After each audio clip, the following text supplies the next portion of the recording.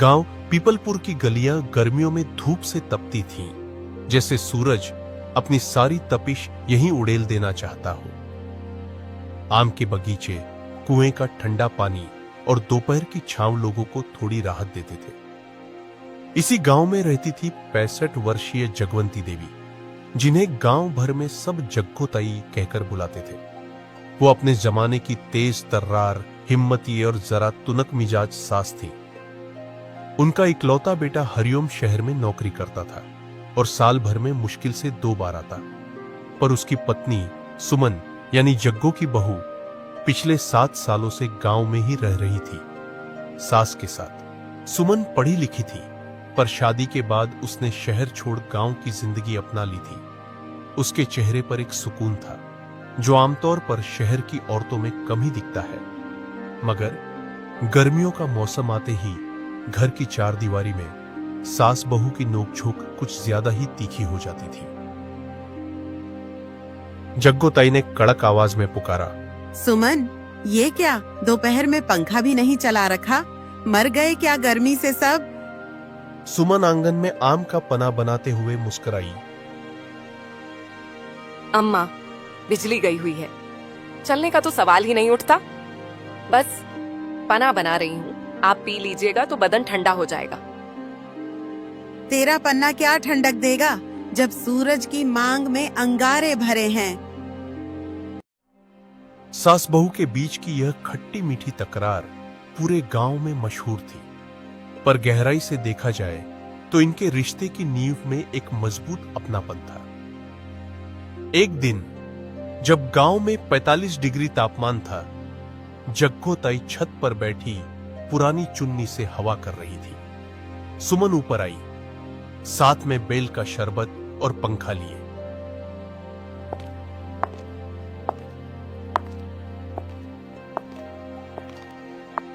अम्मा, थोड़ा पी लीजिए, वैसे भी इतनी गर्मी में चक्कर ना आ जाए आपको। अरे बहू, तू हर बार पिलाने चली आती है, मैं कोई बच्ची हूँ क्या? छोटी छोटी बातों पर ताई डांटती, लेकिन सुमन भी अब समझ गई थी, ये डांट नहीं, स्नेह की भाषा थी। तभी ताई बोली, तेरे जैसी बहू न जाने किस पुण्य से मिली, पर तू क्यों नहीं कहती हरिओम को कि वहाँ की नौकरी छोड़ दे? तुझे क्या अच्छा लगता है यूं अकेले रहना? अम्मा, अकेली कहाँ हूँ, आप तो है ना। और जब तक आप हैं, ये घर, ये गांव सब है। शहर की भागदौड़ से बेहतर है आपकी डांट सुनना। जग्गो ताई का चेहरा थोड़ी देर को सख्त रहा, फिर आंखों में हल्की नमी तैर गई। गांवों में गर्मी का कहर बढ़ता ही जा रहा था। बिजली दिन में मुश्किल से 3 घंटे आती, कुएं का पानी भी सूखने लगा था। ऐसे में गांव की औरतों को दोपहर की तपती धूप में मटके लेकर दूर तक जाना पड़ता।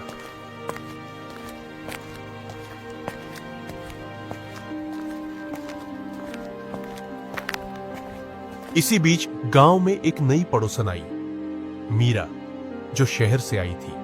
उसका पति सरकारी स्कूल में मास्टर बनकर गांव आया था। मीरा थोड़ी संकोची थी, लेकिन पढ़ी लिखी और तेज दिमाग वाली थी। एक दिन सुमन उसे पानी भरते हुए मिली। दोनों की बातचीत शुरू हुई और जल्द ही सुमन को एहसास हुआ कि मीरा की सोच भी कुछ कर गुजरने की है। मीरा, क्या तुम्हें लगता है कि हम औरतें मिलकर कुछ कर सकती हैं, जैसे पंचायत से ठंडा पानी के लिए टंकी की मांग करना? मीरा की आंखें चमक उठी। बिल्कुल, क्यों नहीं, हम सब मिलें और प्रस्ताव रखें। अब और चुप बैठना मुश्किल है। सुमन ने यह बात ताई को बताई। अम्मा, अगर आप साथ दें तो बात जल्दी मानी जाएगी। गांव की औरतें आपको मानती हैं। ताई पहले तो भड़क गई। तू मुझे राजनीति में घसीटेगी? इस उम्र में क्या लाठी लेकर चलूं मैं? अम्मा, आपको बस बैठकर बोलना है, बाकी सब हम कर लेंगे। 2 दिन बाद पंचायत की बैठक थी। सुमन, मीरा और बाकी औरतें जुट गईं। ताई भी आईं। सभा में ताई बोली, हम मर्दों को सब समझदार समझते हैं, पर असली लड़ाई औरतें लड़ती हैं। जब घर में पानी न हो तो रोटियां कैसे बनेंगी, बच्चे कैसे जिएंगे, कैसे होंगे घर के सारे काम, गर्मी कैसे कटेगी। गांव में पानी की टंकी की व्यवस्था होनी चाहिए। गांव के सरपंच को बात समझ में आई और टंकी लगाने का प्रस्ताव पास हो गया। टंकी बन गई और गांव की औरतों को राहत मिली। अब सुमन और मीरा साथ मिलकर गांव की औरतों को पढ़ाने का काम भी करने लगी। जग्गो ताई का घर अब और भी चहक उठा था। एक शाम ताई बैठी थी। सुमन आकर उनके पैर दबाने लगी।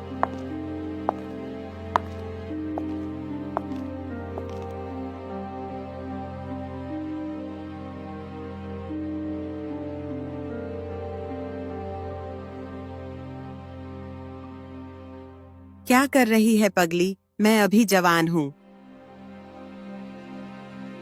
अम्मा, गर्मी में जो ठंडक आपके साथ मिलती है वो किसी कूलर पंखे में नहीं। और बहू, तेरी छांव तो ऐसी है कि सास भी बहू बन जाए। दोनों हंसी में डूब गईं। गर्मी की शाम जैसे मीठी हो गई थी।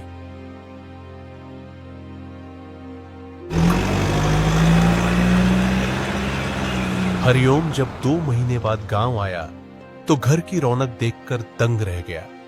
उसकी मां और पत्नी अब सिर्फ सास बहू नहीं थी, एक मजबूत टीम थी। ताई ने बेटे से कहा, अब तू यहीं आ जा और यहीं पर काम कर ले। गांव की हवा में जो बात है वो शहर में नहीं। अम्मा, लगता है गर्मी ने आपका दिमाग ठंडा कर दिया है। और फिर घर में हंसी की एक लहर दौड़ गई।